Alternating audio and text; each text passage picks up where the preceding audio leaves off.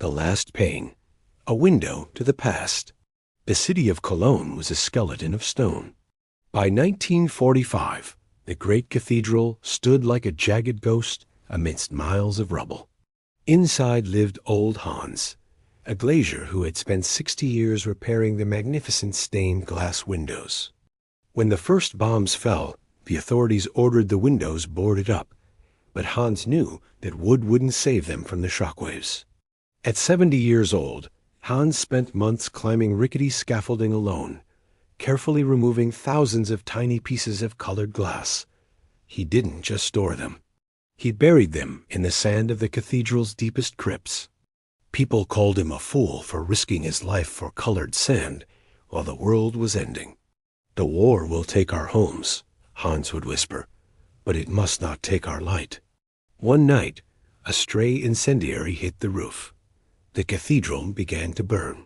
Hans, instead of running for the shelters, ran toward the crypt.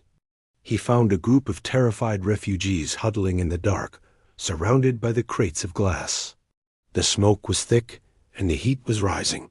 Hans didn't lead them out into the fire. He led them deeper into the cool stone belly of the earth. To keep the children calm while the world collapsed above them, Hans took out a single piece of the glass, a vibrant, deep sapphire blue. He held it up to a small candle. The blue light danced on the damp stone walls, making the crypt look like the bottom of a magical ocean. "This blue survived the Middle Ages," Hans told them. "It survived the plague and the kings. It will survive tonight, and so will you." The cathedral survived the night, though its roof was gone. When the war finally ended, the city was a gray wasteland. But 3 years later, the people gathered in the square. Hans, now frail and shaking, watched as the final crate was hauled up from the crypt. One by one, the sapphire blues, the ruby reds, and the emerald greens were put back into their lead frames. When the sun hit the finished window for the first time, the gray ruins of the city were flooded with a kaleidoscope of color. People wept at the sight. It was the first beautiful thing many of them had seen in a decade.